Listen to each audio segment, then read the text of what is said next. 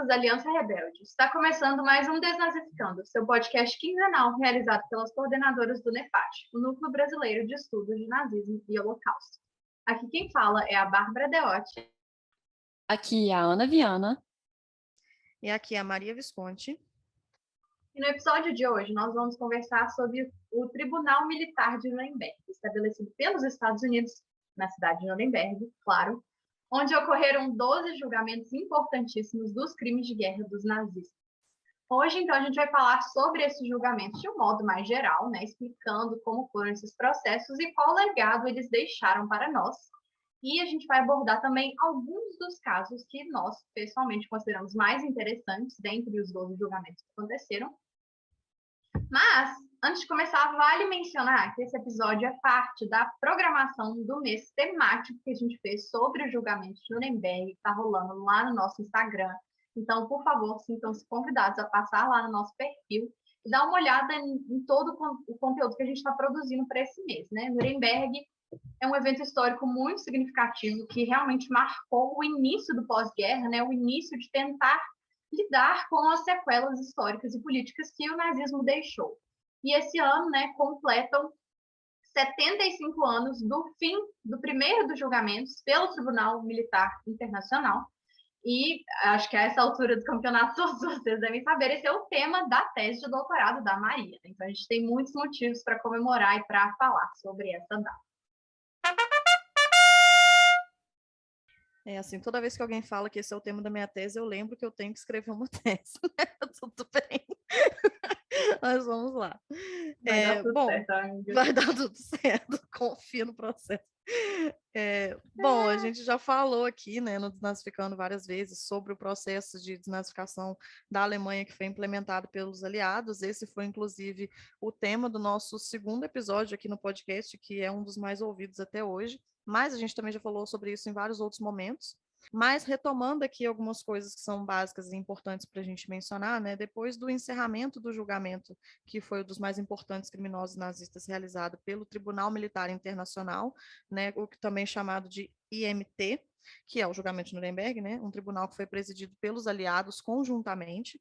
Eles decidiram que seria melhor fechar o Tribunal Internacional e dar continuidade aos julgamentos dos nazistas individualmente, cada país, né, na sua zona de ocupação, ou seja, cada aliado deveria abrir tribunais de desnazificação em sua respectiva zona de ocupação para facilitar, tanto quanto fosse possível, esse processo que já estava sendo muito complexo.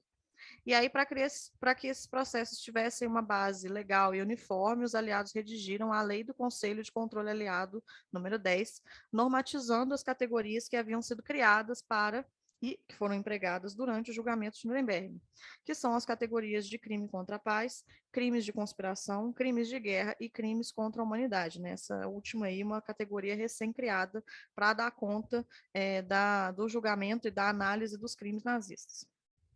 Como Nuremberg estava na zona de ocupação estadunidense, né, os Estados Unidos decidiram, obviamente, continuar usando a cidade como base para dar prosseguimento aos julgamentos. E aí lá eles estabeleceram o Tribunal Militar de Nuremberg dos Estados Unidos, né, conhecido como NMT, dirigido pelo general Telford Taylor, que foi nomeado promotor-chefe.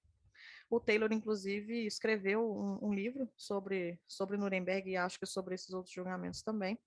E ele e a sua equipe ficaram responsáveis para elaborar um programa de julgamento especificando quais seriam os casos que a promotoria iria abrir, detalhando os réus de cada caso, quais eram as acusações, e já organizando também a distribuição dos juízes para cada caso, né? Em qual sala do Palácio da Justiça o julgamento iria acontecer, etc. Todas essas questões aí burocráticas envolvendo um processo. Uma vez elaborado, esse programa seria enviado para o governo dos Estados Unidos para ser aprovado, e a partir desse momento os julgamentos poderiam começar. E aí o historiador Kevin Heller tem um livro chamado Tribunal Militar de Nuremberg e as Origens da Lei Criminal Internacional, né, em tradução livre, né, já que esse livro só existe em inglês. E nesse livro ele faz um estudo bem aprofundado dos julgamentos subsequentes, inclusive mais voltado até para a área do direito, mas ele explica como foi todo esse processo que eu mencionei até agora, né, da criação do programa, da seleção dos réus, a acusação, enfim. E aí boa parte dessa pauta se baseia, então, nesse livro do Heller.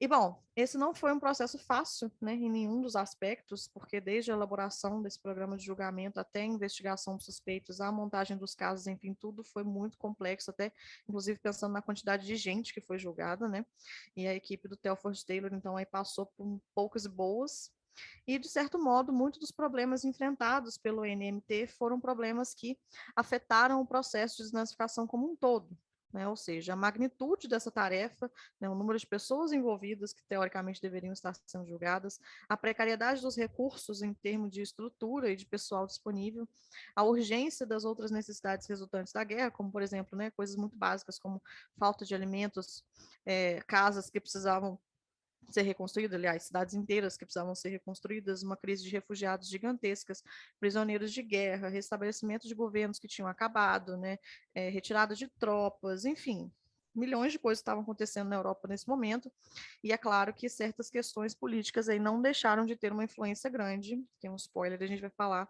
sobre isso daqui a pouco. E aí, para início de conversa, né, só na zona estadunidense havia cerca de 100 mil nazistas detidos, suspeitos de terem cometido os crimes de guerra, que eles teriam que investigar para determinar se as pessoas deveriam ou, em muitos casos, poderiam, né, porque esse processo de justiça foi falho em diversos aspectos, né, é importante a gente lembrar disso. Então, se as pessoas deveriam ser processadas, se elas poderiam ser processadas. E só retomando aí rapidinho uma coisa que eu lembrei aqui agora, né, Nuremberg foi um julgamento muito caro, né? Foi um julgamento caríssimo, o processo como um todo. Então, vocês imaginam como que foi os julgamentos subsequentes, né? Também, com certeza, foi muito caro realizar esses julgamentos, principalmente pela quantidade de gente que estava sendo julgada e, com consequência, a quantidade de pessoas que tinha que estar na organização do tribunal para poder julgar. Mas, bom, retomando, né, realisticamente seria impossível julgar essas 100 mil pessoas naquele momento. Então, a primeira ordem do dia era diminuir essa lista de suspeitos, né, para um número que fosse possível de lidar e de efetivamente julgar.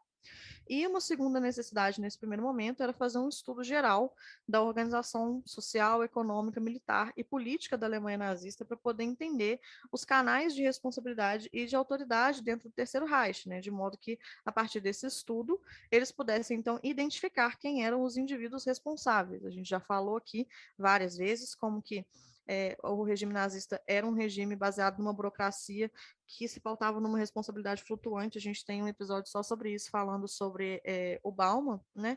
E, então, até para é difícil para a gente hoje entender como que funcionava, né, essa organização desorganizada, como diz o Ian Kershaw, do Terceiro Reich. Imagina para a galera que estava tendo que julgar eles e fazer esse corre logo em 1946, né? Então, assim, complexo. E aí, em agosto de 46, eles encerraram aí essa primeira etapa, vamos dizer assim, desse estudo, tendo identificado, então, 2.500 criminosos de guerra que eles consideravam, assim, mais importantes para ser julgados. E a partir desse número reduzido, entre aspas, eles poderiam, de fato, começar a trabalhar, prosseguindo com as investigações e aí montando os casos que a promotoria queria abrir. E aí nosso amigo Telford Taylor, o promotor-chefe, tinha planos muito ambiciosos para esses julgamentos, afinal, como um bom estadunidense, né, ele gosta, né, de causar. E ele pretendia julgar aí, no mínimo, 200 nazistas, no máximo 400, o que daria aí uns 36 julgamentos no total, pelo menos, ou seja, a louca, né? Isso tudo dentro de um prazo de 1 ano, já que eles pretendiam encerrar os julgamentos até dezembro de 1947. Então, assim, eu sou tipo Taylor, assim, eu acho que eu vou conseguir escrever uma tese em 3 meses. O Taylor também acha que ele conseguiria julgar 400 pessoas em 1 ano, vamos lá. No final das contas, né, os julgamentos ocorreram aí entre 46 e 48, né, não acabou em 47. O primeiro julgamento, que foi o dos médicos, começou em 9 de dezembro de 46 e o último julgamento terminou em 28 de outubro de 1948. E aí, como a gente falou aí na introdução, foram realizados 12 julgamentos, em que foram processados 177 réus, então também, né, um pouquinho menos aí do que o Taylor estava pretendendo. Megalomaníaco, né? A gente gosta, é assim, tem que arranjar mais trabalho para fazer, como se já não tivesse suficiente. Tá no extra, Telford né? Taylor, a gente entende. A gente Entendo, entende. Telford, você tá certo. Bom, mas vamos listar então rapidamente, né, quais foram os 12 julgamentos efetuados. Primeiro, como a Maria falou, né, foi o caso dos médicos, em que foram julgados os médicos responsáveis pelo programa de eugenia, entre aspas, né, o programa T4, e pelos experimentos em campos de concentração. A gente fala um pouco sobre medicina nazista em outro episódio de podcast, a gente pode deixar nas referências. O segundo caso foi o caso Milch. Foi o único caso que teve um único réu, né? Foi um caso em que foi julgado o Marechal Erhard Milch, da Luftwaffe, né, que é a Força Aérea Alemã. Terceiro caso foi o caso dos juízes, em que foram julgados juízes, juristas, pessoal ligado ao Ministério da Justiça, né? Como o nome já bem diz. O quarto caso foi o caso Paul, em que foram julgados oficiais da SS do WVHA, que era o Gabinete Econômico e Administrativo Central, órgão responsável pela administração dos campos de concentração. Então, assim, trash. O quinto caso foi o caso Flick, em que foram julgados dirigentes das indústrias Flick. O sexto caso também foi um caso relacionado às indústrias, né? Foi o caso da IG Farben. Também foram julgados executivos das indústrias Farben. Eles são muito famosos por terem produzido o Zyklon B, entre outras coisas que nós vamos falar, spoiler. O sétimo caso foi o caso dos, conhecido como o caso dos reféns, em que foram julgados os militares responsáveis pela campanha nos Balcãs. O oitavo caso foi o caso Rucha, em que foram julgados os oficiais da SS que trabalhavam no Gabinete Central de Raça e Colonização. Outro caso trash, né? Todos os casos da SS são os piores. O nono caso, também um dos mais terríveis, foi o dos Einsatzgruppen, né? As unidades móveis responsáveis pelo assassinato em massa dos judeus no território da União Soviética. O décimo caso, mais um caso envolvendo dirigentes das indústrias, dessa vez da empresa Krupp. O 11º caso foi o caso dos ministros, né, que envolveu, como o nome indica, julgamento de ministros e secretários, né, do Reich, pessoas que estavam envolvidas com a guerra. E, por fim, agora acabou, o 12º caso, que foi o caso do alto comando, e foram julgados militares de alta patente. Bom, vocês já devem ter percebido, acho que fica um pouco óbvio, mas a promotoria decidiu organizar os processos agrupando os réus de acordo com a principal esfera de atividade ou ocupação que eles haviam exercido durante o Terceiro Reich, né, de modo que os julgamentos tornassem representativos desses segmentos mais importantes da sociedade alemã e do Estado durante o regime nazista, né, já que eles não tinham como julgar todo mundo, então pelo menos eles queriam pegar amostras significativas desses principais grupos, né?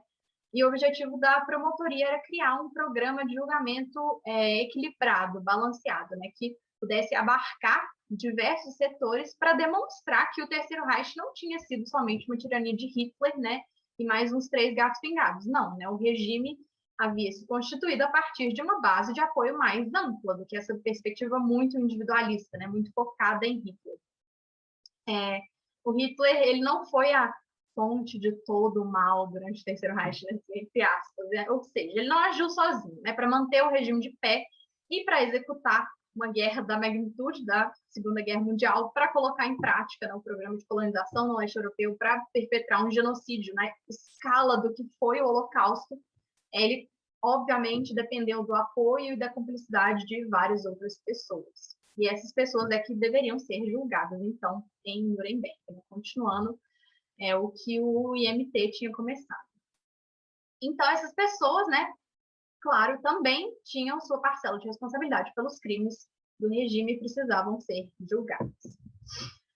Essa proposta de agrupar, né, as pessoas por categorias profissionais funcionou muito bem em alguns casos, né, como, por exemplo, o caso dos médicos, acho que é muito direto, né, os casos envolvendo a SS também, mas foi um pouco problemática em outros casos, né? O Heller, né, o Kevin Heller, que a Maria mencionou, ele aponta, por exemplo, que a acusação de crimes contra a paz, ela foi incluída em 4 dos 12 indiciamentos, né? Essa foi uma acusação que não teve muito sucesso, porque a apresentação das evidências acabou ficando diluída entre os 4 casos, ao invés de reunir um caso só em que seria focado nessa única acusação, né?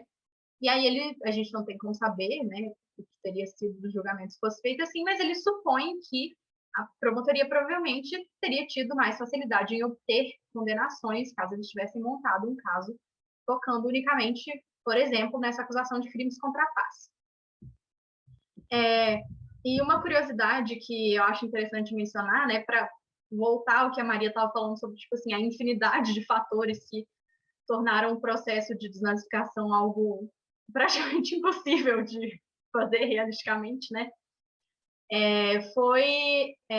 Um dos fatores que influenciou a seleção dos réus foi o tamanho das salas que eles tinham disponível no Palácio de Justiça. Porque, por exemplo, os casos como Farben e Einsatzgruppen tiveram 24 réus, porque esse era literalmente o número máximo de pessoas que eles podiam chuchar no banco dos réus dentro da sala da corte, sabe? Porque durante a fase de investigação, o plano original era indiciar 35 suspeitos, no caso Farben, e 27 no caso dos Einsatzgruppen, mas o espaço físico literalmente impôs uma limitação, eles tiveram que escolher 24 pessoas, né?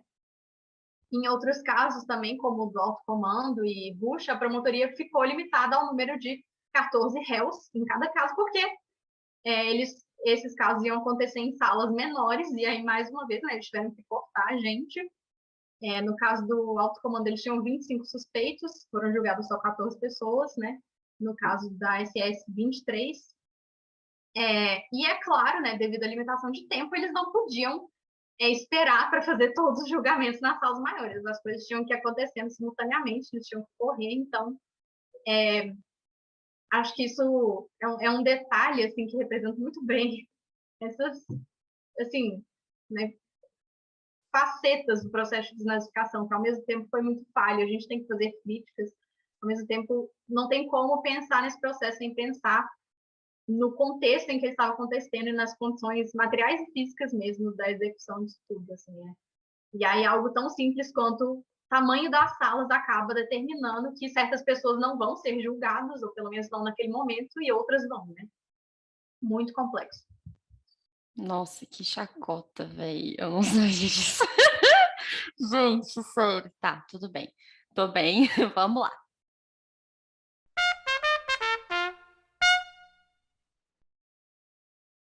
Gente, então, realmente, né, a gente fica pensando nesses grandes momentos da história, momentos emblemáticos, mas na verdade, né, às vezes não existe nada de muito glamuroso, né? Às vezes as coisas dão certo ou dão errado por questões como a sala era pequena demais para a gente julgar mais nazistas. Enfim. Agora a gente vai falar sobre um caso, né, que, bom, foi o terceiro julgamento que aconteceu, né, após o primeiro julgamento do Tribunal Militar Internacional de Nuremberg, que foi, como a Bárbara mencionou, o dos juízes, né, também conhecido aqui numa tradução livre do inglês, mas que eu achei muito interessante, que é o julgamento da justiça, ou, oficialmente, no caso, o nome todo seria o caso Estados Unidos da América contra Joseph Altstotter, et al. No caso, ele seria o réu mais importante, e depois o resto de toda a galera em questão que acabou indo para julgamento, né? O Joseph, esse cidadão infeliz que acabou dando o nome para o julgamento, foi um oficial de alta patente no Ministério da Justiça alemão durante o Terceiro Reich.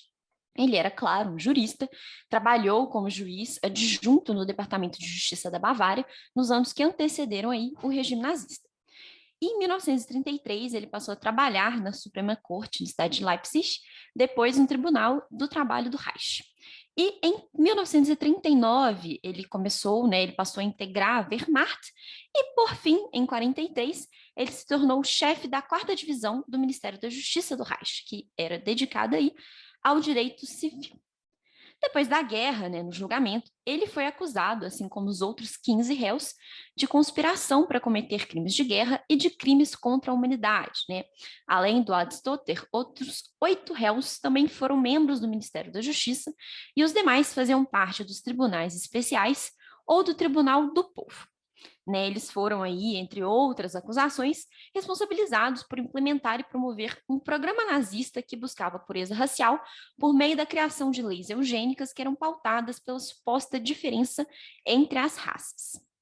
Bom, além da acusação, né, de participação em conspiração, ou plano para execução de crimes de guerra e crimes contra a humanidade, que foi aí a acusação Número 1, os réus também foram acusados de crimes de guerra por meio do abuso do processo judicial e penal, que resultou em assassinatos em massa, tortura e pilhagem de propriedade privada, que é a acusação número 2, e eles também foram acusados de crimes contra a humanidade pelos mesmos motivos, né? Ou seja, o abuso do processo judicial e penal, incluindo aí acusações de trabalho escravo. E essa foi a acusação número 3. Além dessas 3, né, que foram aí mais gerais e abrangeram todos os réus Altstotter, o Hermann Kurhost, sei lá se estou falando esse nome certo, enfim, que foi chefe de justiça do Tribunal Especial, o Karl Enkert, chefe da divisão administrativa penal do Ministério da Justiça, e o Gunther Joel, consultor jurídico e procurador-chefe do Ministério da Justiça, também foram acusados de participação em organização criminosa, porque eles eram membros da liderança da SS ou do próprio Partido Nazista. E, bom, tanto o partido quanto o SS já tinham sido consideradas organizações criminosas nos tribunais de Nuremberg, aqueles primeiros que aconteceram. Então, nesse caso, o precedente já estava estabelecido.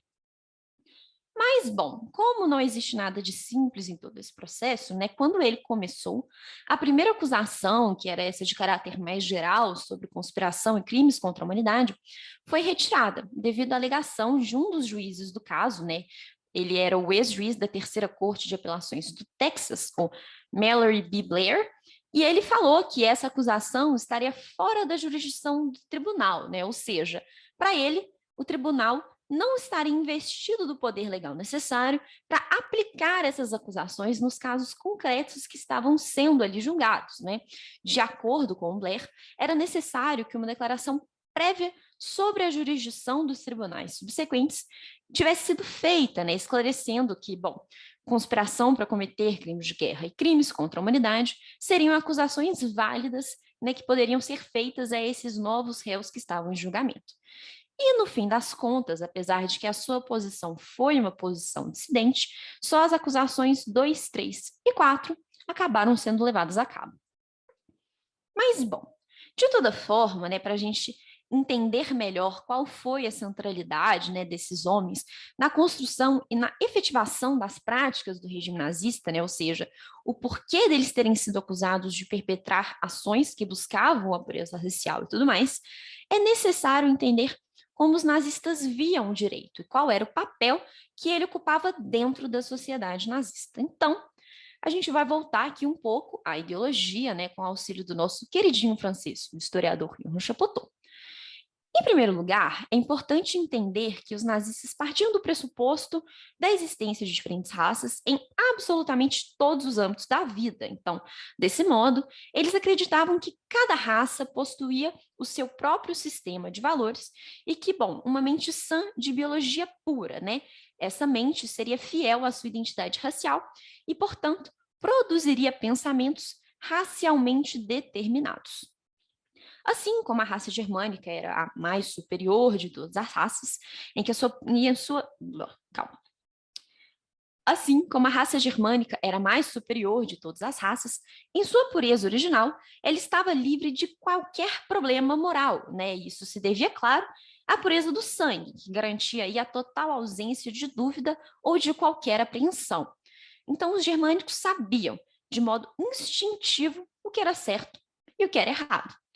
Para os nazistas, né, esse instinto deveria ditar a construção do direito, né, o que é natural à raça, é saudável, é bom e é útil. Então, se um povo age naturalmente da maneira correta, é porque eles estão seguindo ali a natureza dentro de cada um deles. Bom, essa natureza superior, própria ao homem germânico, se deve ao fato de que ele, bom, o homem germânico, é sempre guiado pela honra, né? Esse valor é absolutamente essencial para os nazistas e ele era realmente visto aí como uma qualidade partilhada por todo o povo alemão, toda a raça germânica, né?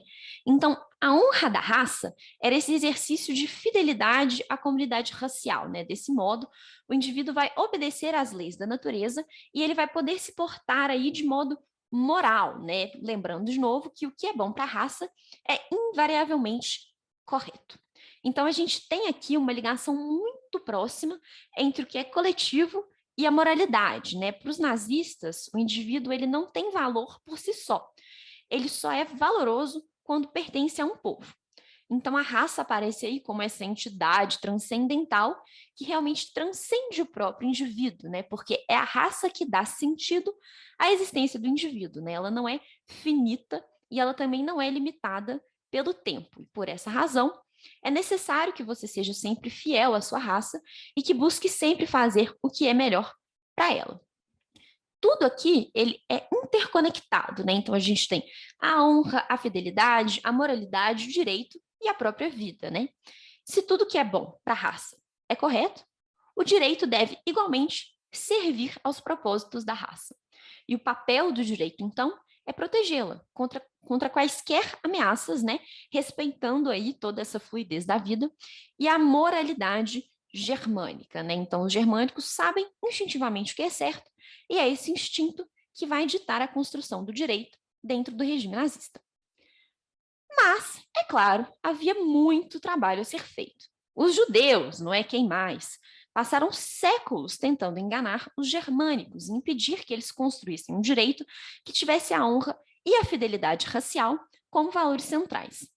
Como os judeus eram, para os nazistas, uma raça inferior ou até mesmo a antirraça, eles não tinham a menor capacidade de construir um direito que funcionasse bem, afinal de contas, eles não sabiam o que era certo e o que era errado, né? Essa suposta inferioridade dos judeus era tão profunda que os nazistas acreditavam que eles precisavam se apegar a várias normas artificiais, né, descoladas de qualquer valor moral racial, para organizar a sua própria sociedade.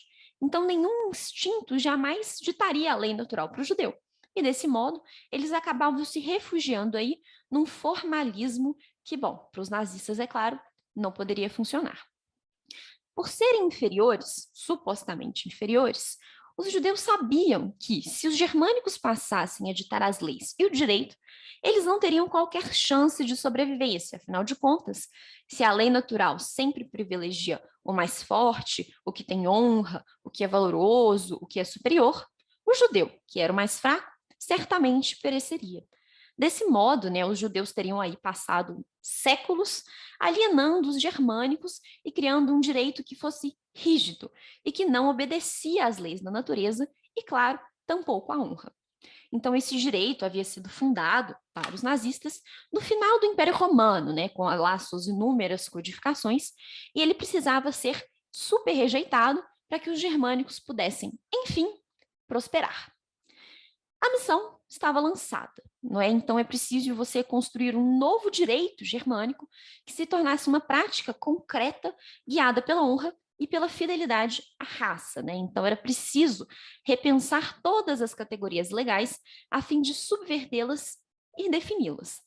Era necessário compreender que o homem nasceu em uma comunidade e que o seu significado e a sua existência eram derivados do seu envolvimento nessa comunidade, né? E claro, os juízes tinham um papel muito importante nessa renovação, porque cabia a eles compreender que a vida era um constante combate imprevisível e, portanto, né, eles deveriam ali praticar analogias que eram uma antecipação da própria lei. Os juízes eram quem deveriam buscar, por meio da sua experiência, e prever as possíveis ameaças ao povo germânico, né, penalizando os possíveis culpados com antecedência para que o povo não sofresse no futuro, né? É realmente um exercício aqui de futurologia, né? Então, lá com os dados que eles já teriam sobre as raças, enfim, eles deveriam prever quem poderia cometer crimes contra o povo alemão, para que antes desses crimes serem cometidos, eles fossem penalizados. E isso, claro, estava de acordo com o espírito nacional socialista, né? O princípio que vai guiar essa empreitada era a vontade do Führer, não é? Afinal, quem mais? Por meio dela, né, seria possível mergulhar na alma e na consciência do povo, né, que é a fonte original do direito.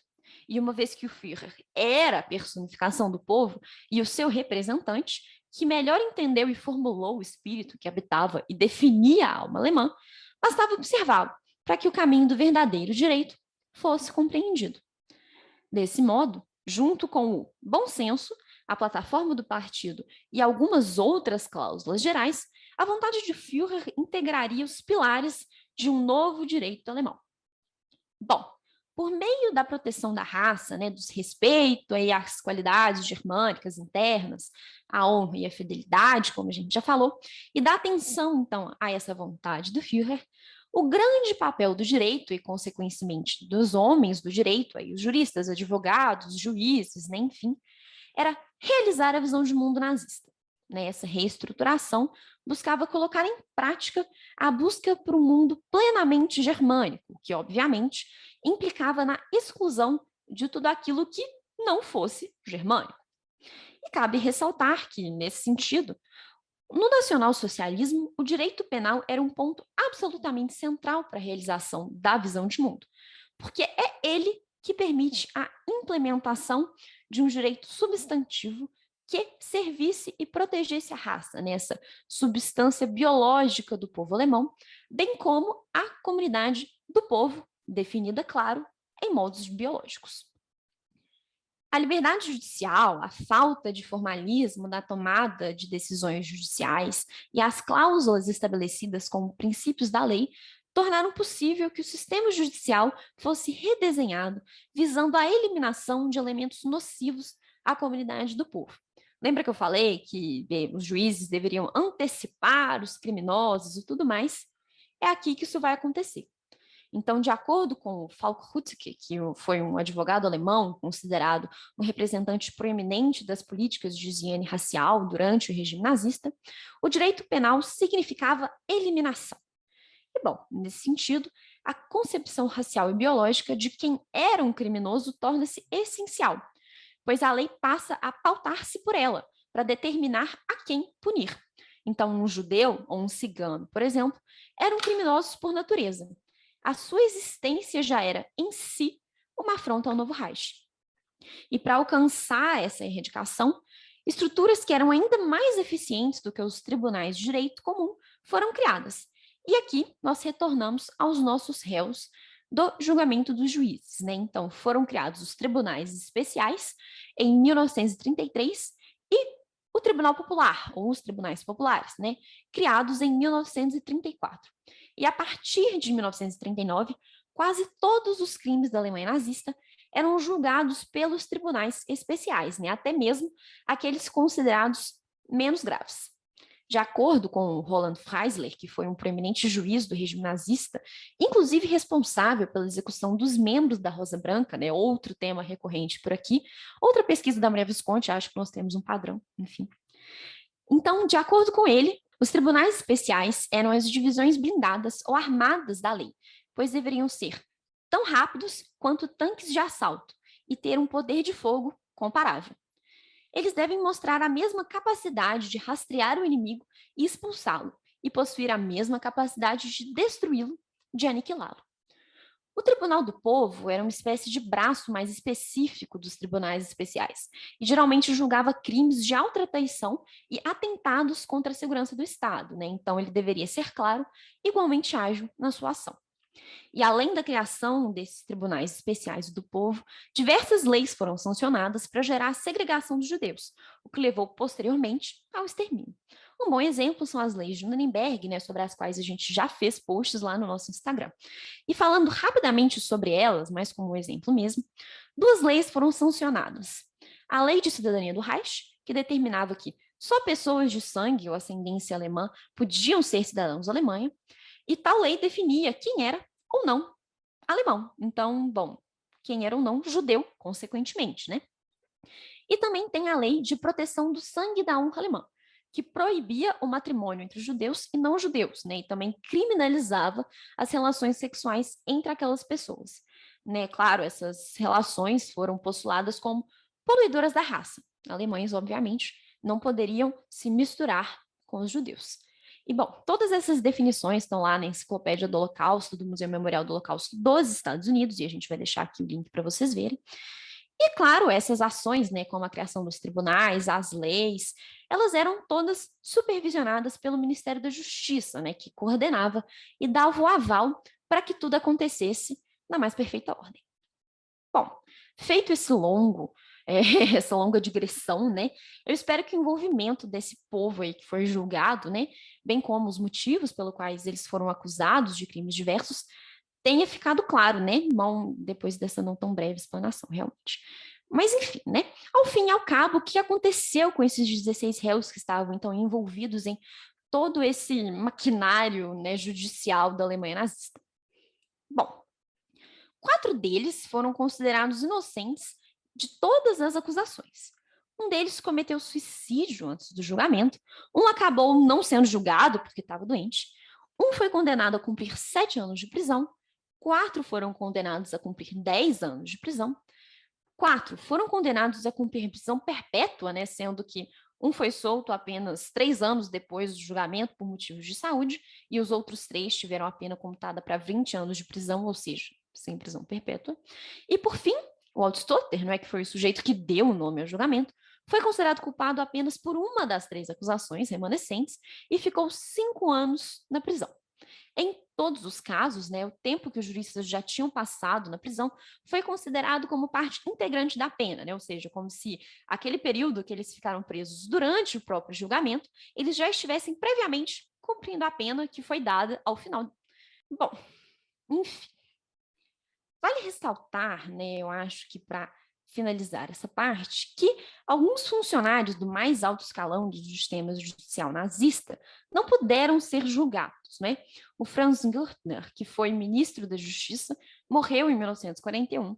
O Otto Georg Thierack, que, bom, foi ministro da Justiça desde 42, cometeu suicídio em 46, e o já citado Roland Freisler, né, que foi presidente do Tribunal do Povo desde 42, foi morto em um bombardeio de 1945 em Berlim, se eu não me engano. Ele estava, inclusive, né, dentro do próprio tribunal, que foi bombardeado por forças aliadas. E, por fim, o Gunther Former, que foi o líder dos juristas nazistas, foi morto também em 1945, né? Então, bom, além de todos esses réus que foram julgados, nem todos condenados, nenhum deles preso, né, por toda a vida, algumas figuras bem importantes, né, não puderam ser julgadas, né? Muitos já tinham morrido realmente, e acabou que, é claro, eles não foram penalizados de nenhuma forma pelo seu envolvimento em todo esse rolê. O que denota, obviamente, né, a dificuldade ainda enfrentada nos dias de hoje de julgar esses nazistas, né? E eu acho que a penalidade baixa que muitos desses juristas acabam recebendo também denota a dificuldade de condenar esses homens pelos crimes, não é? Todas essas categorias que foram criadas, por mais pertinentes que elas possam ser de fato, são muito voláteis também, né? Eu acho que toda essa burocracia, todo esse esquema de, como a Maria já falou, responsabilidade flutuante, dificulta muito que essas pessoas sejam penalizadas juridicamente por tudo que rolou. O surto, meu pai, essa pauta. Tudo bem. Eu queria só fazer um... Não, pode falar. Só fazer um comentário rápido, tipo assim, essa parte que você estava falando sobre essa moralidade inata, né, da raça germânica, tipo assim, como você tem que estruturar o direito todo para poder servir a essa moralidade, né, que na verdade é a verdadeira moralidade, blá, blá, blá, blá. Acho que é muito interessante pensar isso também, acho que vai se aplicar muito para o caso dos Einsatzgruppen, né, que a gente vai falar nesse episódio,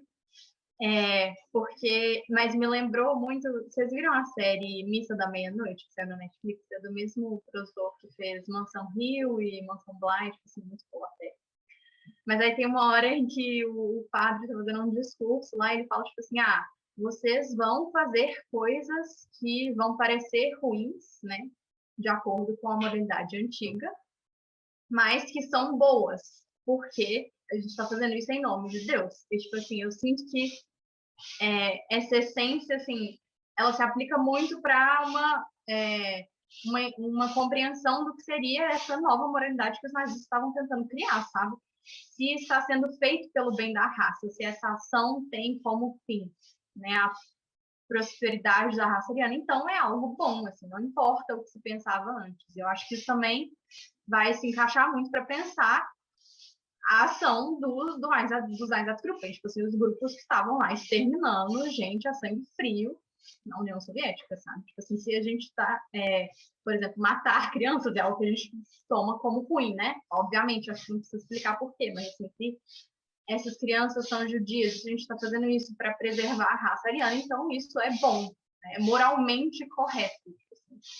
enfim, muito, muito É porque é triste de uma pensar coisa nisso. é justiça de prevenção que eles chamam, né?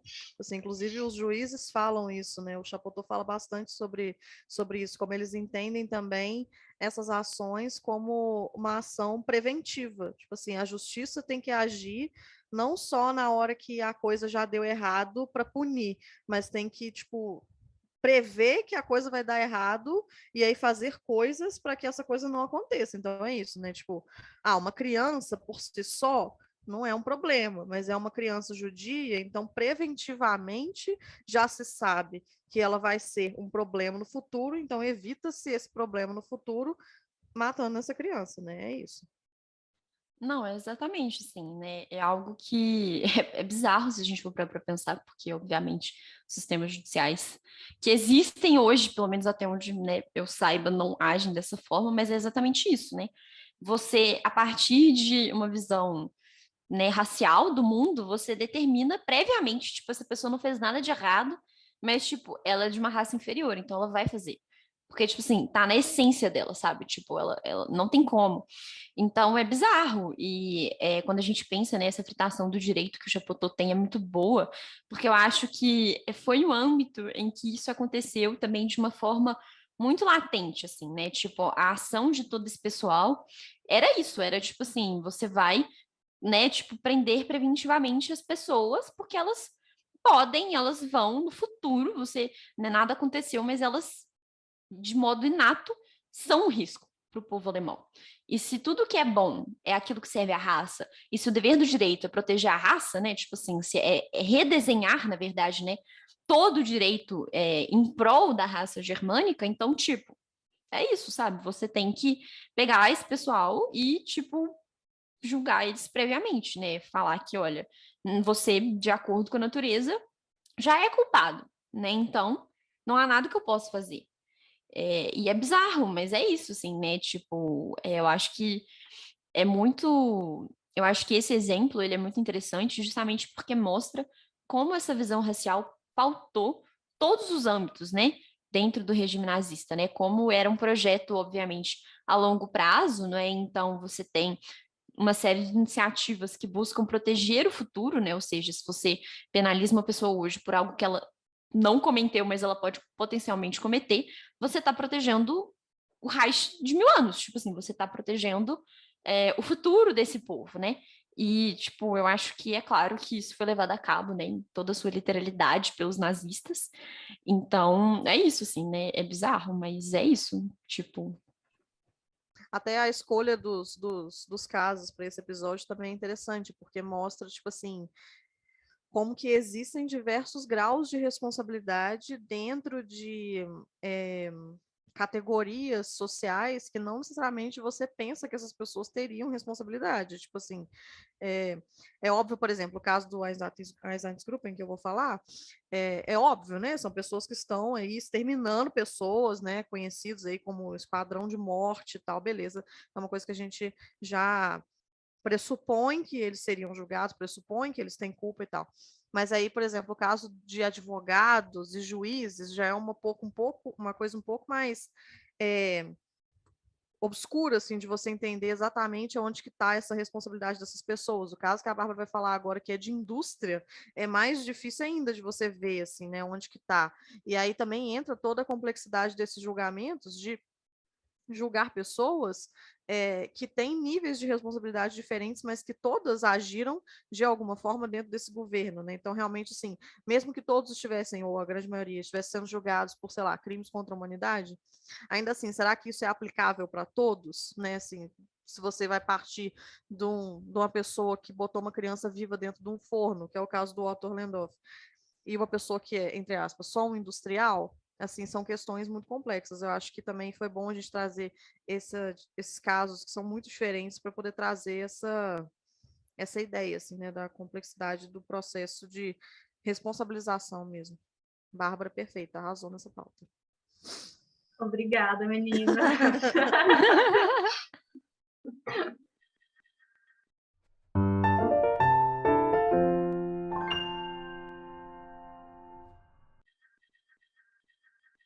Bom, Então, né, agora a gente vai, como a Maria falou, né, eu vou falar de 2 casos relacionados à indústria alemã.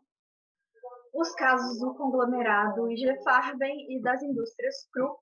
Vale mencionar também o caso Flick, né, que compõe essa tríade de casos relacionados à indústria, mas eu não vou entrar nesse caso nesse episódio porque eu não quis. Então, é isso. Bom, primeiro caso, né, o caso Estados Unidos da América versus Kausch et al., conhecido simplesmente como o caso Farben, foi o 6º dos julgamentos subsequentes. E uma curiosidade é que esse julgamento foi o 3º processo mais longo dentre todos os julgamentos de Nuremberg, incluindo o Tribunal Militar Internacional. O processo teve início no dia 27 de agosto de 47 e terminou no dia 11 de junho de 48, ou seja, foi quase um ano de processo, né? E aí foram levados a julgamento, né, 24 executivos e funcionários da Farben que ocupavam cargos importantes em setores diversos da empresa. Bom, o indiciamento apresentado pelos promotores tinha 5 acusações. A primeira era o planejamento e promoção de uma guerra de agressão, tendo por objetivo a invasão e ocupação de novos territórios. O segundo era crimes de guerra e crimes contra a humanidade, né, sendo esses a pilhagem, a expoliação de propriedades públicas e privadas nos países ocupados. Terceiro, crimes de guerra e crimes contra a humanidade, né, dessa vez referentes à deportação e escravização de civis, tanto alemães quanto não alemães, e prisioneiros de guerra, né, que foram submetidos a trabalhos forçados. Quarto, filiação à SS, né, que, como a Ana falou, é uma organização que havia sido declarada criminosa pelo TMI. E quinto, plano de conspiração visando cometer crimes contra a paz. As acusações 1 e 5 faziam parte de uma tentativa de traçar uma história do envolvimento da Farben com os nazistas, né? A empresa apoiou o regime financeiramente, isso possibilitou uma expansão das atividades da empresa, já que eles se envolveram com essa preparação para a guerra e lucraram bastante, é claro, né? Naturalmente, a remilitarização do país, né, assim como todo o investimento de Hitler nas indústrias pesadas, na indústria armamentista, era de grande interesse para a Farben, né? Essa empresa, na verdade, era um conglomerado de diversas indústrias químicas que foram indispensáveis para a indústria de guerra durante o Terceiro Reich. Porque os químicos da Farben eles tinham desenvolvido uma tecnologia para sintetizar gasolina e borracha a partir do carvão, né? 2 materiais aí absolutamente essenciais em tempos de guerra, né? E graças a essa tecnologia, a Alemanha não ficava dependente, por exemplo, da importação de petróleo, podia, né, explorar os recursos das riquíssimas minas de carvão que eles tinham no próprio território, né? Um segundo ponto de interesse nesse iniciamento também é a acusação número 3, né, que são os crimes de guerra e contra a humanidade relacionados principalmente à exploração de mão de obra escrava, né? A Farben é particularmente infame porque eles foram a primeira empresa a financiar a construção de um campo de concentração, Prêmio Empreendedorismo de 1943 para a Farben, por essa iniciativa, né? Parabéns. Mas, bom, para quem não sabe, Auschwitz, na verdade, era um complexo, né, gigantesco, composto por 3 campos de concentração principais, Auschwitz 1, 2 e 3, né, além de campos satélites, enfim, muitas outras construções. E aí, no caso, Auschwitz III, né, que também é conhecido como Auschwitz-Monowitz, foi construído pela Farben. Naquela época, né, o governo alemão estava aí oferecendo isenção de impostos para empresas que quisessem construir fábricas na Polônia, né, para ir ocupando as fronteiras desse novo território que os alemães pretendiam colonizar, né? E a Farben escolheu instalar uma planta industrial para a produção de borracha em Monowitz, perto de Auschwitz, por 2 motivos. Primeiro, uma boa malha ferroviária, né, o que facilitaria aí o transporte de matérias-primas e dos produtos. E segundo, um campo de concentração ali do lado, né, pronto para fornecer mão de obra escrava que poderia ser explorada em condições desumanas. E os prisioneiros também foram empregados na construção dessa fábrica, eu nem preciso dizer que inúmeras pessoas morreram só nesse processo. E, inicialmente, né, os prisioneiros faziam essa jornada entre o campo e a fábrica todos os dias, né, até que eles decidiram que seria muito mais fácil limitar esse deslocamento, construir um campo ali ao redor da fábrica, e foi isso que eles fizeram, né? E essa fábrica era conhecida como Buna, porque lá eles produziam uma borracha sintética chamada Buna N. Inclusive, foi nessa fábrica que o Primo Levi trabalhou. Ele foi assistente de laboratório lá, e ele conseguiu esse emprego enquanto ele era prisioneiro do campo, né?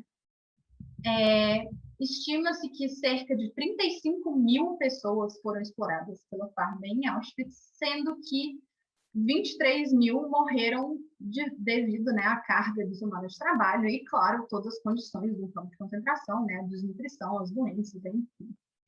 E a construção, né, de Auschwitz III foi um aspecto que a promotoria explorou muito nesse caso, porque a defesa, obviamente, tentou alegar que essa exploração do trabalho escravo tinha sido baseada na necessidade, entre aspas, dos tempos de guerra, né? Ou seja, faltando mão de obra, porque os homens estão no exército, então a gente vai aqui explorar os prisioneiros de guerra, enfim, né? Só que Auschwitz, né, no entanto, demonstrava iniciativa das indústrias, não só, né, assim, movidas por interesses econômicos exploratórios, mas também apoiadas por políticas de Estado que estavam diretamente incentivando esse tipo de atrocidade, né? A Farben não foi a única empresa alemã que abusou de prisioneiros de campos de concentração, mas, né, é a mais conhecida devido ao status, né, icônico que Auschwitz tem dentro da memória do Holocausto, né? E acho que, como a gente falou, mencionou antes, a Farben também, né, detinha a patente do Zyklon B, que foi o gás usado nas câmaras de concentração, né, eles produziam esse gás. Então, também estavam envolvidos com o processo de extermínio. O segundo caso relacionado à indústria é o caso Estados Unidos versus Alfred Krupp et al., o resto da galera, né, que foi o 10º dos julgamentos subsequentes, em que foram julgados, obviamente, executivos e funcionários do grupo Krupp. O Alfred Krupp, né, o acusado mais importante, era o CEO da empresa, né, o chefão. E o indiciamento desse caso foi baseado da Farben, né, já que tinha acontecido antes, portanto, eles eram bem similares. Assim. As acusações eram basicamente as mesmas. Né, o planejamento e promoção dessa guerra de expansão em violação de tratados internacionais. 2, crimes de guerra e crimes contra a humanidade, né, referentes à espoliação e pilhagem de propriedades nos territórios ocupados. 3, crimes de guerra e crimes contra a humanidade, né, nesse caso, deportação, aprisionamento, assassinato de civis e prisioneiros de guerra que foram submetidos a trabalhos forçados. E 4, plano de conspiração visando cometer crimes contra a paz. Esse julgamento começou no dia 8 de dezembro de 47 e terminou no dia 30 de junho de 48.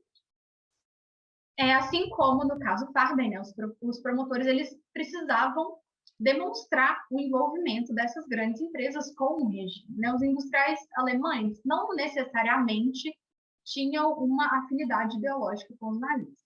É claro que alguns provavelmente devem ter acreditado na ideologia nazista, mas, de modo geral, os empresários apoiaram o regime porque os objetivos políticos e ideológicos dos nazistas iam de encontro com os interesses econômicos dessas grandes empresas. Os Krupp, por exemplo, né, que mexiam com aço, com munição, com armamentos, eles tinham muito a ganhar com a remilitarização da Alemanha e com o início de uma nova guerra. O Alfred Krupp, né, o principal acusado, ele dizia que a família dele nunca tinha se importado muito com ideias políticas, né? O que eles queriam era um governo que fosse colocar o país em ordem para que a economia pudesse se recuperar e prosperar. Foi isso que Hitler ofereceu para eles, portanto, eles apoiaram, né? Claro que a gente não vai ser inocente e tratar a economia e política como esferas separadas ou acreditar que grandes indústrias não têm interesses políticos. Mas, né, a essência do que eu queria dizer, além, é claro, né, de tirar o dedo da reta e se justificar, era, de fato, né, que os empresários assim, não precisavam desse alinhamento ideológico com o nazismo. Eles precisavam de uma garantia que o dinheiro continuaria entrando nos cofres. Foi isso que eles conseguiram. Enfim, né, esse envolvimento dos empresários alemães com o nazismo foi um ponto bastante espinhoso assim, desses 3 casos envolvendo a indústria, porque, afinal de contas, né, esses homens que estavam sendo julgados tinham, de certa forma, sujado a reputação do capitalismo como um sistema econômico supostamente superior, né? o Kim Friemel faz uma análise muito perspicaz desses aspectos dos dois casos, né, no seu livro A Traição. E eu vou me basear um pouco nas reflexões dele, né? Bom, essa aliança entre o regime totalitário nazista e o capitalismo de iniciativa privada representava, naquele momento, um desafio à reivindicação de primazia das democracias liberais ocidentais, né? Já que, durante o Terceiro Reich, a economia alemã parecia ter produzido resultados, né, incríveis. E, além disso, né, os crimes cometidos pelas empresas em colaboração com o Estado deixaram escancarado, né, a natureza predatória da exploração capitalista. Então, em se tratando de buscar mais lucro, né, nenhum dos empresários hesitou em patrocinar uma nova guerra mundial e em construir fábricas em campos de concentração e fazer as pessoas trabalharem até elas caírem mortas, né? Então, um grande problema que os promotores tinham era eles precisavam expor esses crimes e condenar os industriais alemães e, simultaneamente, reafirmar a legitimidade do capitalismo enquanto sistema econômico. Ou seja, eles tinham que retratar, dar algum jeito de retratar os industriais alemães como essencialmente distintos dos industriais, dos homens de negócio, né, dos outros países capitalistas ocidentais. Dentre eles, o mais importante, é claro, o próprio Estados Unidos, né? Então, eles enfatizaram muito essas supostas peculiaridades do capitalismo alemão, né, para poder traçar essa linha entre nós, bonzinhos, e eles, malvados, né? Citando o Friemel, somente se os vícios inerentes ao capitalismo alemão fossem identificados e explicados é que os empresários ocidentais seriam liberados da persistente suspeita de que eles poderiam ter se comportado da mesma forma. Então, para construir essa narrativa, a promotoria tentou estabelecer uma conexão entre o partido, os militares e a indústria, enfatizando, né, a ideia de um espírito germânico, né, que seria autoritário, militarista, belicoso, né? E essa seria a característica distintiva dos alemães e que os diferenciaria, portanto, dos outros povos ocidentais. Isso era, em essência, né, uma adaptação da narrativa do Zonderberg, né, que eles estavam tentando utilizar ali para explicar esse envolvimento dos industriais alemães com o nazismo, né? Então, por isso que os promotores tentaram assim, dar muita importância justamente a essas acusações de crime de conspiração, né, para cometer crimes contra a paz, né? Mas, bom, então, depois de falar bastante sobre os dois casos, a gente precisa falar de uma coisa muito importante aqui, que eu não abordei ainda, que são as sentenças, né? No caso Farben, todos os réus foram inocentados das acusações 1 e 5, que era o planejamento de uma guerra de agressão e os crimes contra a paz. Os 3 réus que foram acusados de filiação à SS foram considerados culpados, né? Uma acusação bem óbvia, ou você está filiado ou você não está. Agora, em relação às acusações envolvendo crimes de guerra e crimes contra a humanidade, 9 dos réus foram culpados pelas 2 acusações, mas 10 das pessoas julgadas, né, dos 24, foram completamente inocentados. Ou seja, esse foi um resultado muito mais favorável para a defesa, né, do que para a acusação. E aí as sentenças variaram de 1 a 8 anos, assim, né, e muitos dos condenados foram liberados logo, né, porque consideraram que o tempo que eles já tinham passado presos durante o julgamento contou, né, como parte na pena. Então, assim, ficaram pouquíssimo tempo na prisão. No caso Krupp foi basicamente a mesma coisa, assim, né? Os juízes, inclusive, retiraram as acusações de guerra, de agressão e crimes contra a paz durante o julgamento, né? Porque, ao avaliar o caso da promotoria, eles consideraram que não tinha provas o suficiente para prosseguir com essa acusação, né? Julgar os réus por isso. Então, o julgamento acabou focando somente nas acusações de crimes de guerra e crimes contra a humanidade, né? E aí, nesse sentido, o resultado do caso foi um pouquinho melhor, né? Dos 12 acusados, 6 deles foram culpados pela acusação 2 e todos, exceto um só, foram considerados culpados pela acusação 3, né? Que foi exploração do trabalho escravo pela empresa. Um único réu foi inocentado, né? Completamente inocentado. Mas aqueles que foram condenados também receberam penas de prisão curtas, né, de 2 a 12 anos, e, de novo, foram todos liberados, assim, por tempo já cumprido, saíram da prisão muito rápido. Aquela preocupação, né, que eu estava falando agora há pouco sobre esse problema, assim, que era o envolvimento entre nazismo e capitalismo, foi um fator que acabou impactando muito esses dois processos em particular, né? A gente precisa lembrar aqui que a Guerra Fria já estava a todo vapor, e isso acabou exercendo uma pressão inegável, né, sobre como os julgamentos foram conduzidos. Por quê?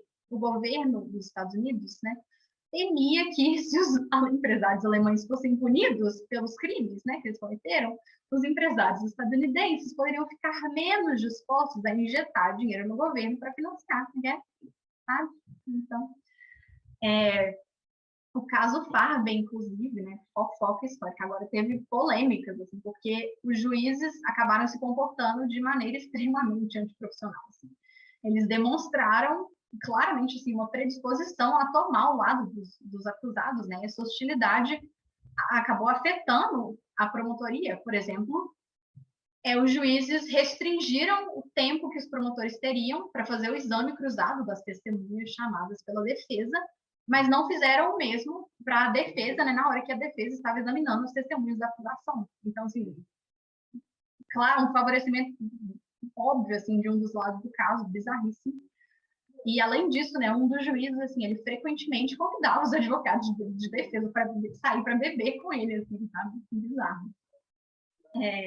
No caso, Krupp não teve essas fofocas históricas, né? Aparentemente, esse comportamento não foi um problema, mas, né, o acirramento das tensões da Guerra Fria fez com que o governo começasse a colocar mais pressão, né, para que os processos fossem encerrados o mais rápido possível. Eles tinham que sair da Alemanha, tinham que terminar esses julgamentos.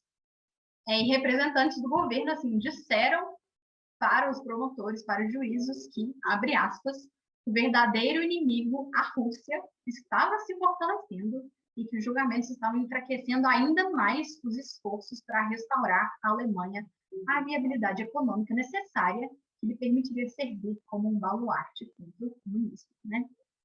Então, assim, acho que a gente foi um pouco mais generosa com os julgamentos, assim, no começo falando um pouco sobre todas as dificuldades, né, que eles enfrentaram para tentar executar esses processos, mas nesse caso acho que a gente tem que ser mais crítica mesmo e lembrar também, né, de todas as questões políticas que, digamos,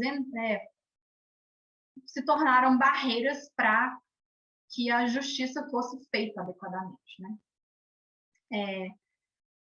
Isso, né? Assim, outras questões eram mais importantes do que ficar julgando nazistas. A guerra já tinha acabado, a gente já tinha que ter encerrado isso e outras coisas tinham que estar tomando precedência, né? Infelizmente, isso foi um aspecto que tornou esse processo muito falho, né? Assim, chacota. Só isso que eu tenho aqui.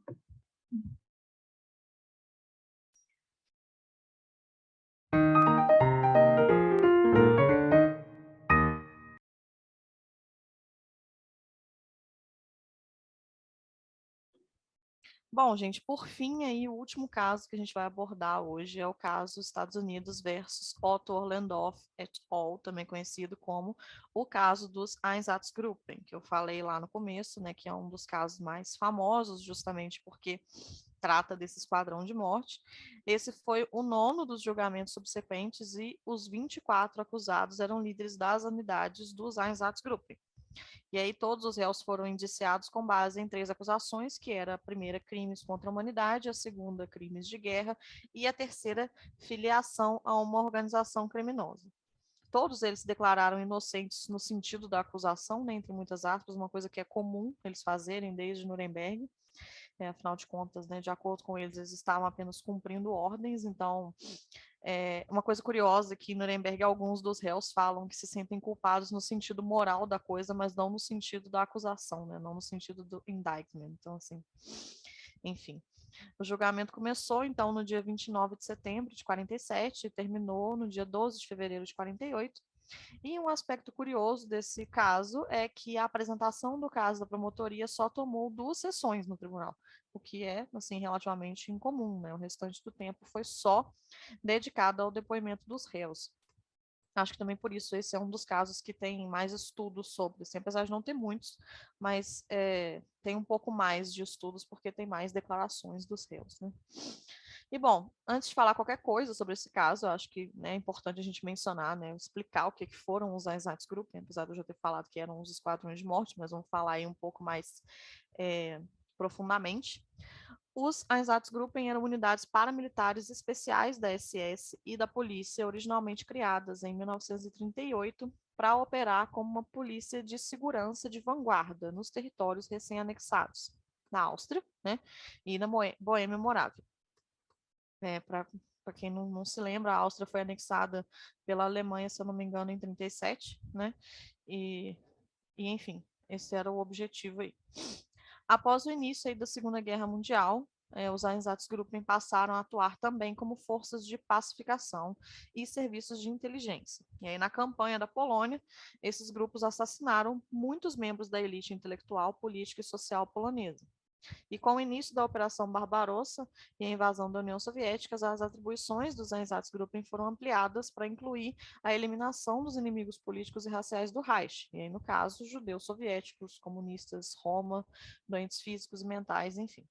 Esse propósito, obviamente, estava perfeitamente alinhado com a função que os aparatos de segurança tinham dentro do contexto ideológico do Terceiro Reich, né, que era proteger o povo alemão dos seus inimigos, uma coisa que a gente já falou aí bastante quando a Ana estava comentando o caso dos juízes.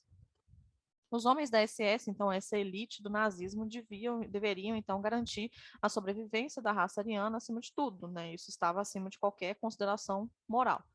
Aquela famosa história de os fins justificam os meios, até porque o Christian Grau fala que o que valia para a SS hoje valeria para toda a população alemã amanhã, né? A SS era realmente essa elite, né? Essa vanguarda aí do povo alemão. E aí, para atuar na campanha russa, foram formados 4 batalhões, Einsatzgruppen A, B, C e D, e cada um deles era designado a uma região e a uma divisão do exército. A função deles era seguir na retaguarda da Wehrmacht, né, do exército, e tomar o controle dos territórios conquistados pelo exército à medida que as tropas fossem avançando pela União Soviética. E aí, de acordo com a Hilary Earl, historiadora, os Einsatzgruppen foram mobilizados em junho de 1941.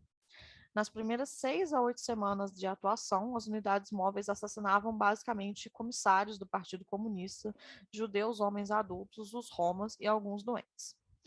Porém, em agosto de 1941, os batalhões mudaram de objetivo e passaram a se empenhar em uma campanha genocida em escala total. Ou seja, o objetivo agora era de exterminar todos os judeus soviéticos, inclusive mulheres e crianças, uma coisa que a gente vai falar mais para frente. E aí o modus operandi aí das unidades era relativamente simples.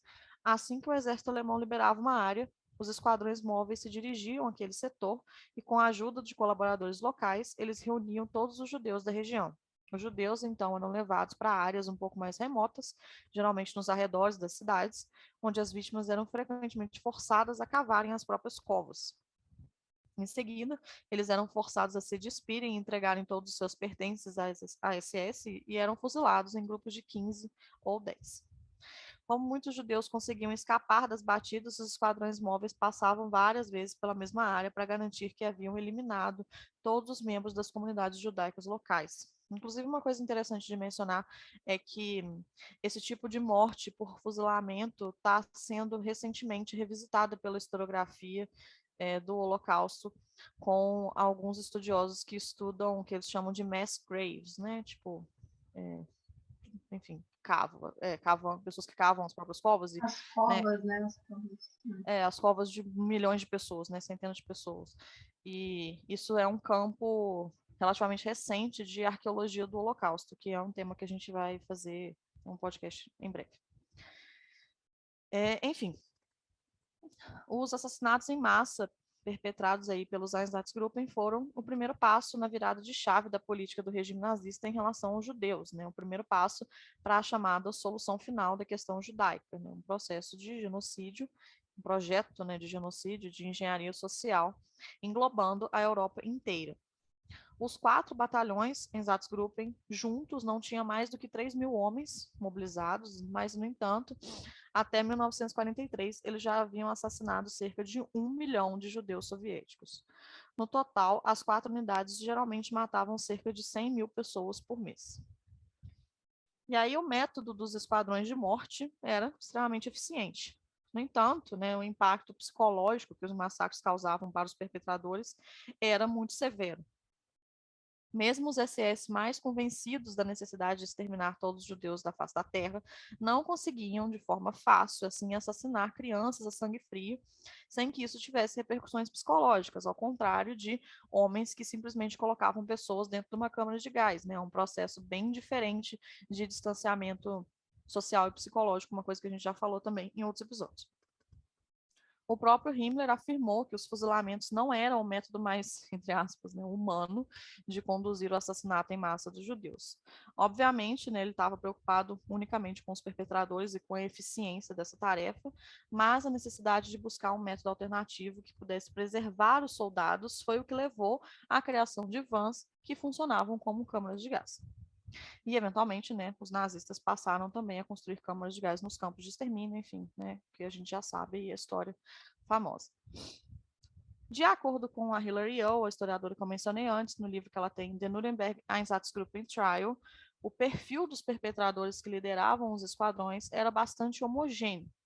Esses homens representavam casos exemplares de soldados ideológicos, né, que ela chama perpetradores ideologicamente motivados. E aí, citando ela aqui.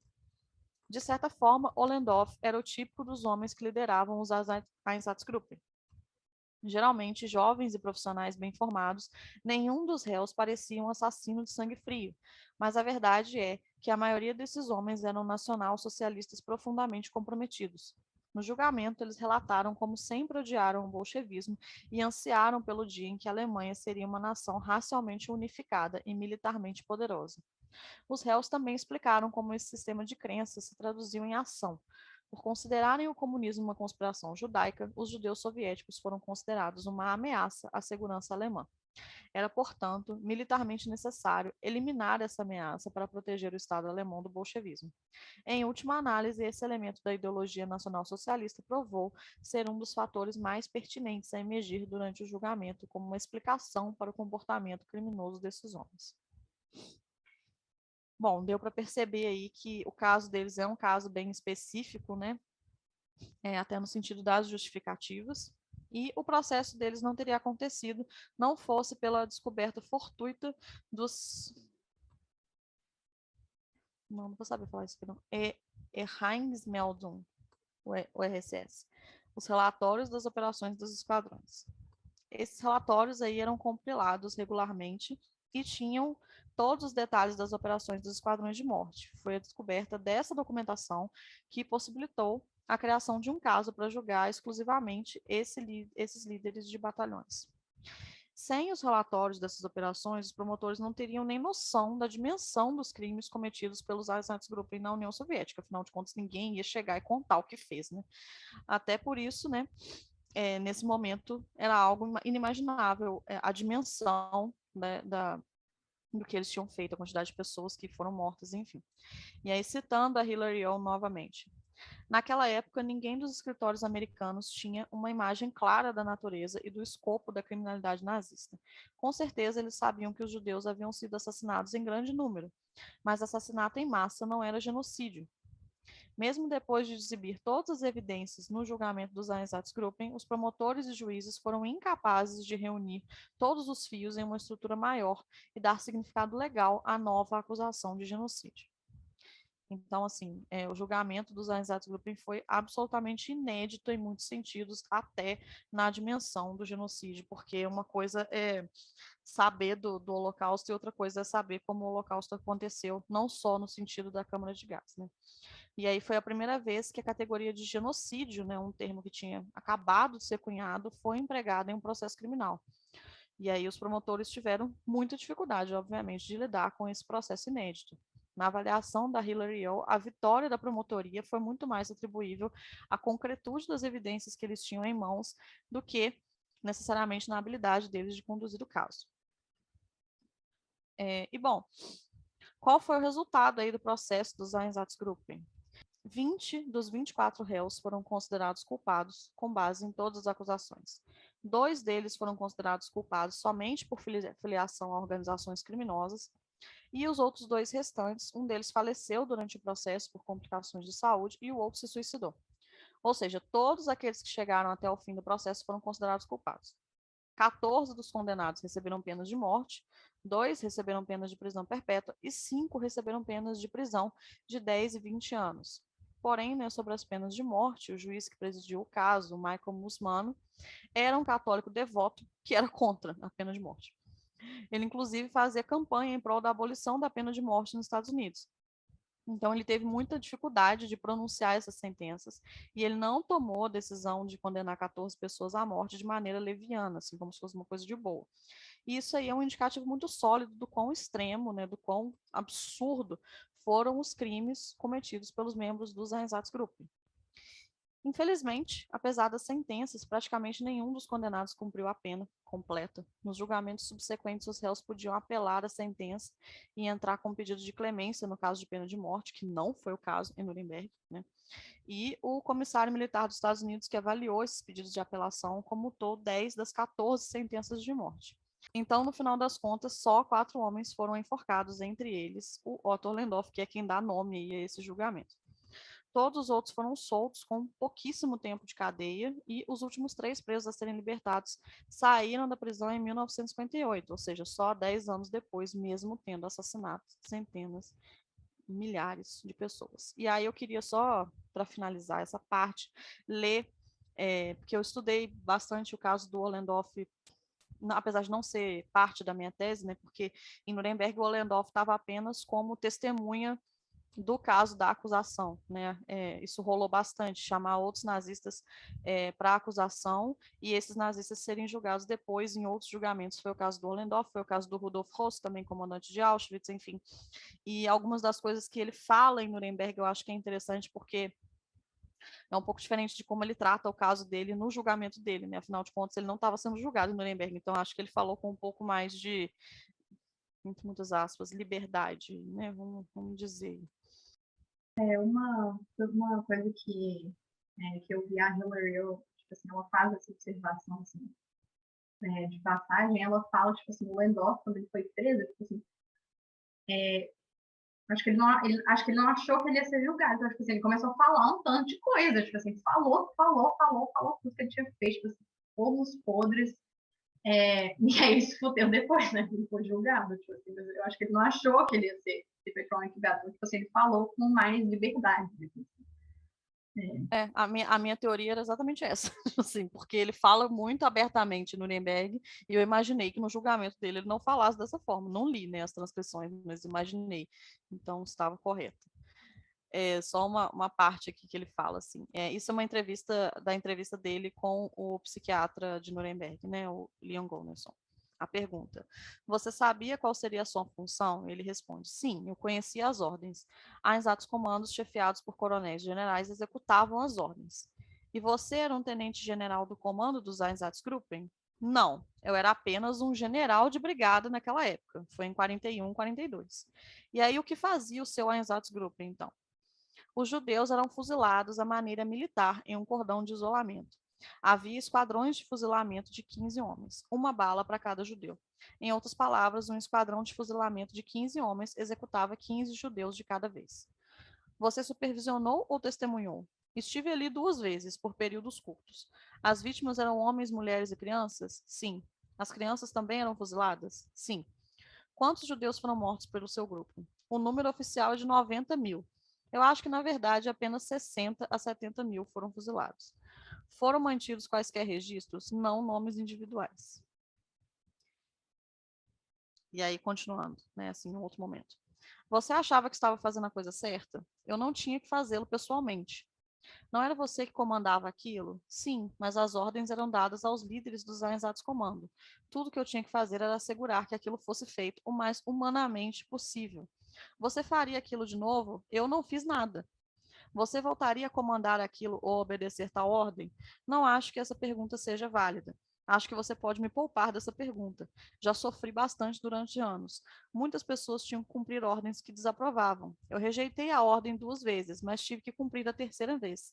A ordem veio de Heinrich. Seu apetite ou seu sono foram perturbados? Claro, e eu tinha que acalmar pessoas com colapsos nervosos. Muitas, algumas. Havia sádicos entre os carrascos da sua equipe? Não. Essas pessoas recebiam ordens de fazer aquilo. Elas não eram selecionadas. Elas recebiam ordens de fazê-lo, então faziam. E aí, é isso, né, gente? Assim, não sei, assim, se eu tenho mais alguma coisa para dizer, assim, tem partes bem piores, assim. Tem partes dele falando, tipo assim, que ele ficou um tempo na Rússia e demorou 1 ano para matar 90 mil pessoas. O máximo de pessoas em um dia foi entre 4 e 5 mil pessoas, né? Então, assim, realmente ele fala, descreve, assim, sem nenhum problema, como que foi isso. E tem outros momentos também em que ele fala um pouco mais das motivações ideológicas dele, né? Que é isso que a Hillary fala, de que eles eram mais ideologicamente motivados, né? Ele fala, assim, de que o Hitler fez aquilo pela Alemanha e que, né, tipo assim, os americanos não conseguem entender como que funciona, como que funcionava o nacionalsocialismo, enfim, uma coisa bem comum de ser feita nos julgamentos, esse tipo de discurso. Mas é isso, assim, o caso dele surpreende muito pela forma como ele conta, assim, sem nenhum problema, essa quantidade de pessoas sendo mortas, né? Enfim.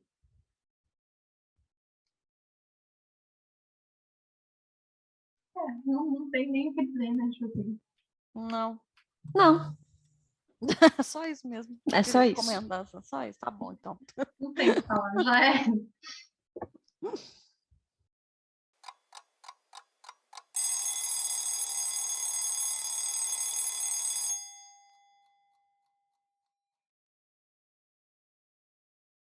Então, gente, bom, né? Depois desse passeio aí, nem um pouco agradável pelos julgamentos subsequentes, né? Cabe dizer que, bom, a história não acabou por aí. Vocês já devem estar simplesmente exaustos de ouvir a gente falar sobre Adolf Eichmann, não é? Que fugiu para a Argentina depois de já ter fugido de uma prisão onde ele estava, junto com outros membros da SS. E, bom, esse tempo todo, usando nomes falsos, né? Ele foi capturado na Argentina e julgado em Jerusalém no ano de 1961. Quem cobriu o acontecimento foi, como vocês já sabem, ninguém mais, ninguém menos do que a nossa favorita Hannah Arendt, e a gente tem um episódio inteirinho para falar sobre ela e sobre a categoria de banalidade do mal que foi cunhada, né, que ela cunhou durante o julgamento do Eichmann, com o professor de filosofia da Universidade Federal de Goiás, o Adriano Correia, né? E se você ainda não ouviu, corre lá para dar uma conferida, que esse episódio ficou muito bom. Apesar de que, bom, Eichmann, né, foda, enfim. E além dele, né, outros nazistas também fugiram para a América Latina, né, para o Brasil, inclusive, como é o caso do Franz Stangl e do Gustav Wagner. Né? A gente teve um professor falando sobre esses dois casos no nosso evento, que resta da Suástica. Tem episódio aqui no Desnazificando, né? A gente transformou a fala dele em episódio. E a mesa também está disponível lá no nosso canal do YouTube para quem quiser conferir. Mas, bom, o Stanker e o Wagner, né, foram oficiais da SS e comandantes no campo de concentração e extermínio de Sobibor, né, e o Stengel também trabalhou como comandante no campo de concentração de Treblinka.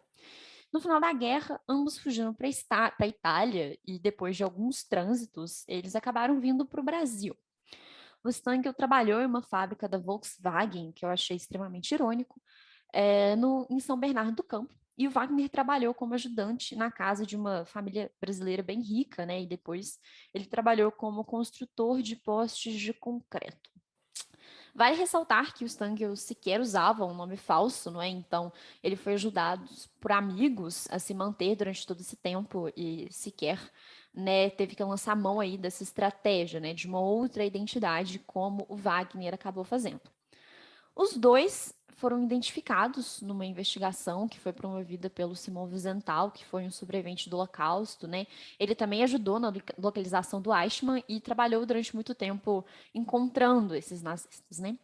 O Stangl foi encontrado primeiro, ele foi preso pela Polícia Federal em 1967, né? E depois da sua extradição para a Alemanha Ocidental, ele foi julgado pela morte de cerca de 900 mil pessoas, né?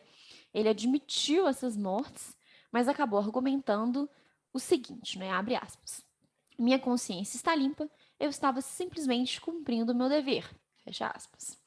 Ele foi considerado culpado das acusações e foi condenado à prisão perpétua em 22 de outubro de 1970.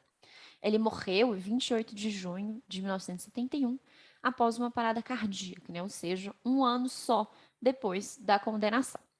Já Wagner também foi identificado e preso em 1978, mas o desfecho da sua história foi um bocado diferente, né? Dessa vez, os pedidos de extradição foram rejeitados pelo procurador-geral brasileiro Henrique Fonseca de Araújo, que, bom, feliz ou não coincidência, é pai do antigo ministro de Relações Exteriores do Brasil, o Ernesto Araújo, não é? E Wagner acabou permanecendo, então, em liberdade. Em 3 de outubro de 1980, ele foi encontrado morto com uma faca no peito na cidade de Atibaia, em São Paulo, e há especulações sobre a causa de sua morte, não é? Não se sabe se ele teria sido assassinado ou não, mas o advogado dele afirmou que tratou-se de um suicídio, e essa é, então, a versão, digamos assim, mais oficial, não é? O contraste, né, entre o desfecho dos casos do Stangl e do Wagner mostra que nem sempre as tentativas de prisão dão certo, não é? Nem dão certo também os julgamentos, né? Como a Bárbara bem pontuou, não é? Existem outras questões envolvidas e existe toda uma política, toda uma série de pessoas envolvidas, né? E nem sempre realmente o desfecho é como a gente gostaria, ou seja, a condenação desses homens pelos crimes que eles cometeram. Né, os impasses, né, e as dificuldades em identificar, julgar e fazer com que esses criminosos paguem pelos seus atos ainda é muito presente, tendo em vista os julgamentos, por exemplo, da Irmgard Furchner e do Josef S., que estão acontecendo, né, ainda hoje na Alemanha. A Furchner exerceu funções de secretária no campo de concentração de Stutthof, na Polônia, e o Josef foi um guarda de campo em Sachsenhausen, né? Ambos hoje são muito idosos, né? Eles têm 96 e 100 anos, respectivamente, e estão, enfim, respondendo criminalmente pelos seus atos. Mas diante de toda essa demora, não é, das falhas, né, e da permanência dos ideais defendidos pelos nazistas ainda hoje, né, todo mundo sabe que a extrema-direita e o neonazismo estão em plena ascensão em todos os lugares, né, do querido mundo ocidental. Muita gente se pergunta, né, isso basta? Talvez não só. Mas a gente acredita que, bom, fazer com que essas pessoas respondam juridicamente pelas atrocidades cometidas no passado também é algo que não pode ser deixado de lado, né? Há uma responsabilidade jurídica aí, bem como uma responsabilidade humanitária, né? Por mais falhos que sejam esses processos, né? Os julgamentos respondem a um perigo muito real, como pontuou o procurador Robert Jackson, não é? Que foi ali, então, o procurador-chefe no julgamento de Nuremberg, e ele falou no seu discurso de abertura aos julgamentos, não é? Ele diz que, abre aspas, os erros que buscamos condenar e punir foram tão calculados, tão malignos e tão devastadores que a civilização não pode tolerar que sejam ignorados, porque pode não sobreviver à sua repetição. Né? Então, dito isso, eu acho que sim, é importante que esses julgamentos aconteçam. Não, nem sempre eles são idôneos, nem sempre eles são éticos, existe muita coisa aí, mas isso não quer dizer que a gente possa parar de tentar fazer com que eles aconteçam, não é? Eu acho que existe uma responsabilidade de memória e uma responsabilidade humana, né, de pelo menos tentar fazer com que esses homens respondam de alguma forma pelos horrores que eles cometeram no passado. Comentários, sugestões, desabafos? Não, eu ia falar só que, tipo assim, assim, né, a gente, acho que ficou claro aqui que muitos desses julgamentos tiveram enormes problemas, né, sejam eles problemas de comprometimentos, talvez, políticos ou éticos por parte das pessoas envolvidas, também problemas advindos assim, das condições materiais, do contexto em que eles estavam acontecendo. Mas, assim, por mais complicados, imperfeitos que eles sejam, a solução claramente não é só dizer, então, foda-se, já que não vai dar certo, a gente não vai julgar ninguém, sabe? Isso é claramente pior do que continuar tentando, né? Continuar nesse esforço de tentar dar alguma, né? não sei, a gente tem que penalizar as pessoas, né, que se envolveram com esses crimes, né, esse é o propósito da justiça, e temos que continuar tentando, porque o trabalho ainda não está encerrado, né, ainda são pouquíssimos, né, comparado com o número de pessoas que efetivamente se envolveram com os crimes nazistas, poucas pessoas estão vivas, né, mas a gente tem que continuar realizando esses processos, né, e, bom, assim, eu acho que outra reflexão aqui, essa questão jurídica é um aspecto, né, do trabalho, assim, de lidar com esses legados que o nazismo deixou para a gente, né, assim, a gente tem outras formas de atuação, outras coisas que a gente tem que continuar a fazer, né, continuar denunciando a ascensão dos movimentos neonazistas, tipo assim, continuar nesse esforço de manter viva a memória do Holocausto, né, dos crimes do regime, de todas as vítimas, e acho que continuar fazendo nosso trabalho enquanto historiadoras, né, para isso que a gente está aqui, então é isso, gente, assim, temos que suportar o fardo, né, que o século XX deixou para nós, como dizemos antes. Eu acho também que é válido pensar que nesse caso, né, no caso de justiça dos crimes nazistas, a justiça não vai dar conta, assim, né, de ser justa, assim, de verdade, né? Tipo assim, eu acho que é igual aquela frase, né, de que a utopia está sempre no horizonte, eu acho que é meio que isso, assim, né? Acho que qualquer julgamento que for feito não vai ser justo no sentido da magnitude dos crimes, mas a justiça ela tem que estar no horizonte, tipo assim, ela tem que ser o objetivo, né, e tem que ser uma tentativa e tal. Então, acho que eu concordo com isso, né, de que mesmo que os julgamentos tenham muitos problemas e a gente tem que apontar esses problemas, não significa que não tem que ter julgamento nenhum, e eu acho que é realmente válido a gente pensar que a justiça é feita por seres humanos são falhos, e são crimes que não tem, porque assim, colocar a pessoa pena de morte, aí você mata essa pessoa, você vai resolver assim o problema. Isso é justo no sentido de uma pessoa matou 90 mil pessoas, né, ou foi responsável por 90 mil pessoas, pela morte de 90 mil pessoas. E aí você mata essa pessoa. Tipo assim, teoricamente, essa é a punição maior que a gente tem, né? Tirar a vida dessa pessoa. Mas isso não é suficiente para ser justiça com relação a essas vítimas. Não é suficiente. Deixar essa pessoa na cadeia também a vida dela toda também não é suficiente. Então, não vai ter, né? Tipo assim, uma solução boa, uma solução que seja, tipo assim, aceitável e boa e que vai dar certo e ser ok.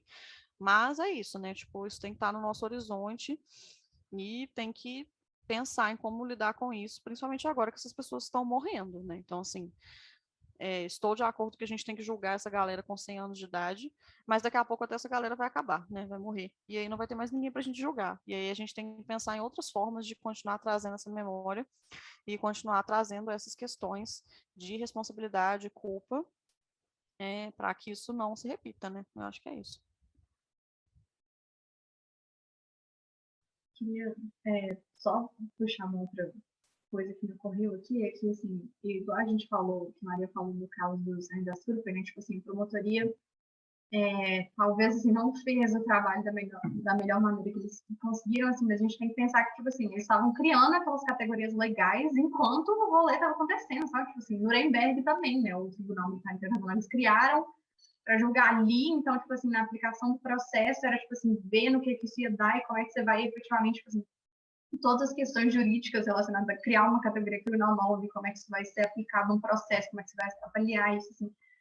Então, tipo assim, ou a questão da descoberta da documentação, né? Tipo assim, descobriram aquela documentação sobre os Ainda e aí que eles foram ver, tipo, meu Deus, isso aconteceu, sabe? A gente não tinha nem noção, tipo assim, da dimensão da especificidade, tipo assim, todos os crimes foram cometidos pelos nazistas, então, assim, eu acho que é muito importante a gente continuar olhando para esses julgamentos e entender, tipo assim, quais foram os esforços que as pessoas conseguiram fazer efetivamente ali naquele momento, né? Tipo assim, e continuar esse trabalho, assim, sabe? A gente tem que continuar esse trabalho de entender, tipo assim, de destrinchar mesmo, assim, o que foi o nazismo, o que foi o Holocausto, tipo assim, continuar esse esforço de compreender para a gente, assim, tá, as pessoas que estavam diretamente envolvidas vão morrer todos, a gente não vai poder mais julgar elas mesmo, acho que a gente precisa assumir esse legado do julgamento e tipo assim, continuar a tentar entender e buscar outras formas de lidar com isso, assim, tipo assim, com o